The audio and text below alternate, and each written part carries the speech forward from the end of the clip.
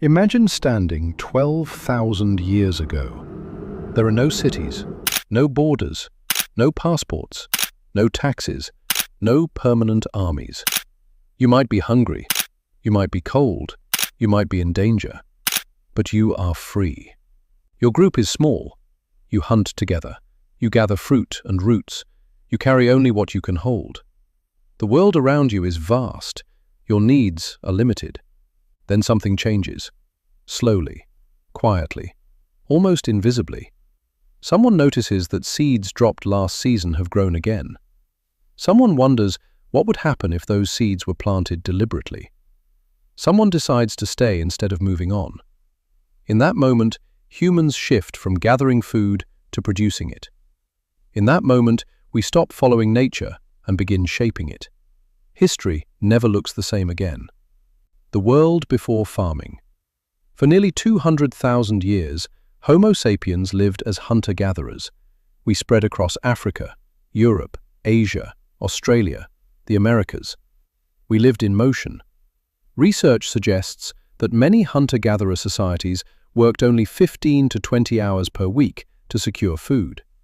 The rest of the time was spent resting, talking, telling stories.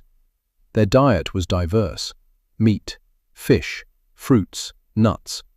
Their bodies were strong. Tooth decay was rare. Chronic diseases were almost non-existent. Most importantly, property was collective. No one could truly own land because no one stayed long enough to claim it. Inequality existed, but it was limited. Life was uncertain. A failed hunt meant hunger. Injury could be fatal.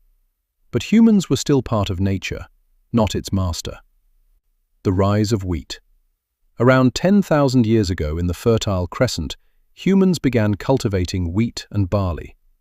We say that humans domesticated wheat. But consider another perspective.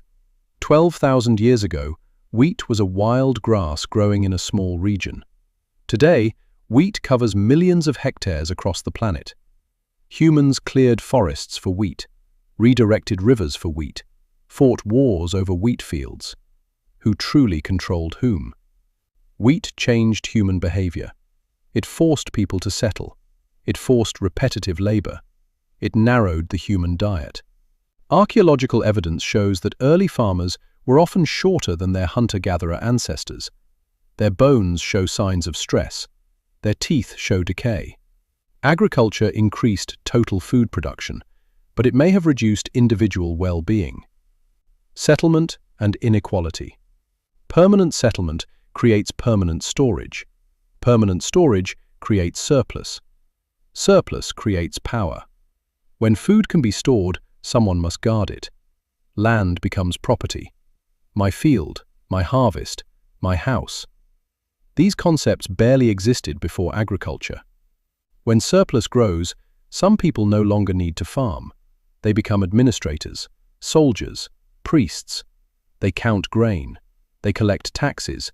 They enforce rules. The state is born from the field. Inequality expands. The person who controls food controls people. The age of disease. Dense settlements allow disease to spread rapidly. Domesticated animals transmit pathogens to humans: measles, smallpox, tuberculosis. These diseases could not spread easily in small nomadic bands. Cities become breeding grounds for epidemics.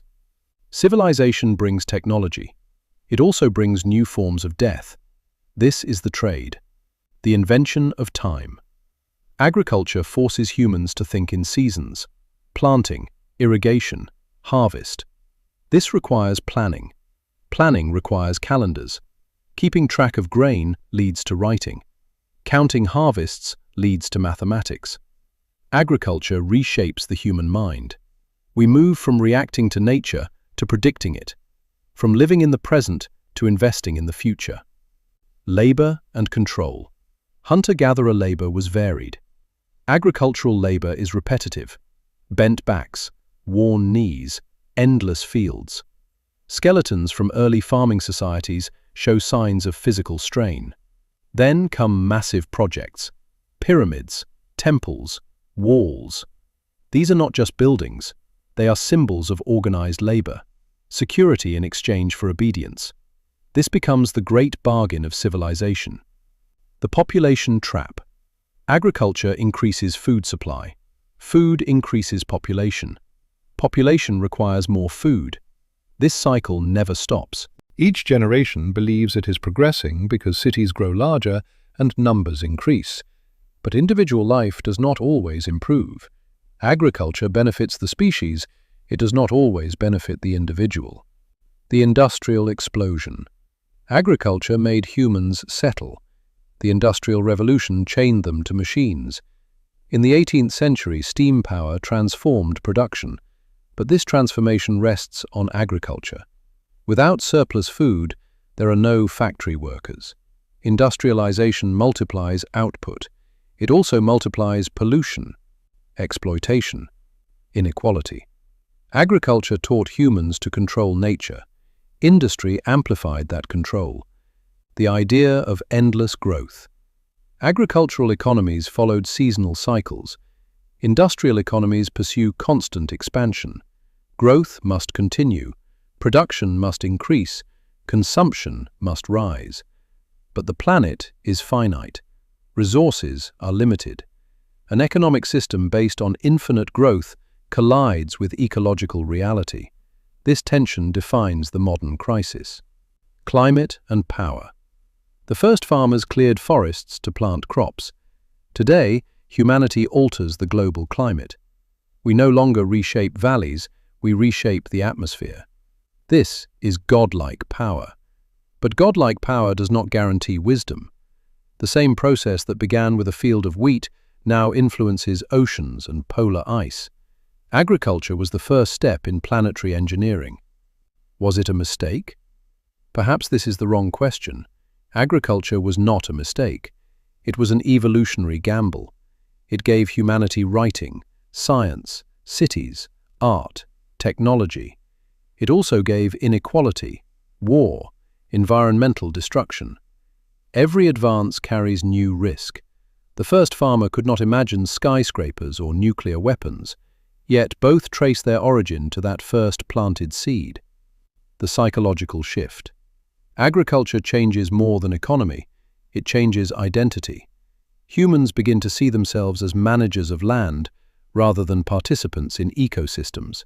Nature becomes resource, forests become timber, animals become livestock, rivers become irrigation systems.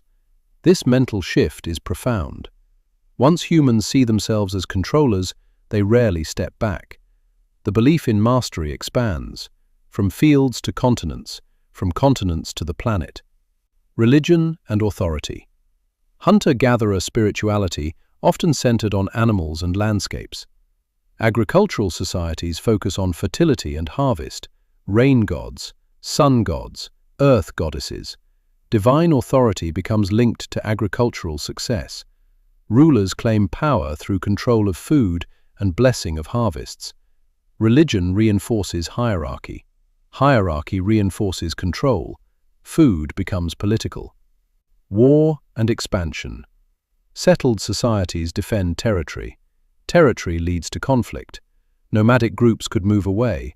Farmers cannot abandon fields easily. Land becomes worth fighting for. Armies form, walls rise, empires expand. Agriculture does not create violence, but it concentrates it. The modern consequence.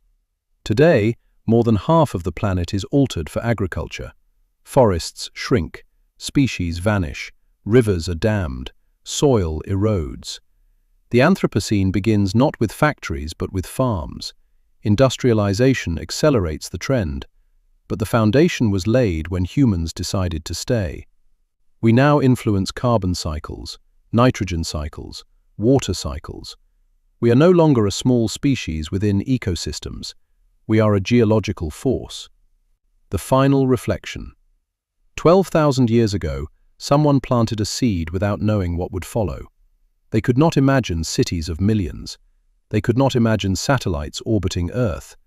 They could not imagine climate change. Agriculture gave humanity power. It also gave humanity responsibility. The question is no longer whether farming was good or bad. The question is whether we can manage the power it unleashed, because history teaches a simple lesson. When humans change nature, they change themselves, and not every change is progress. We became masters of the field, then masters of industry. Now we stand on the edge of mastering the planet. The future depends on whether we learn restraint as quickly as we learned control. We are powerful, but power without wisdom has ended many species before. The first field was small, its consequences were not.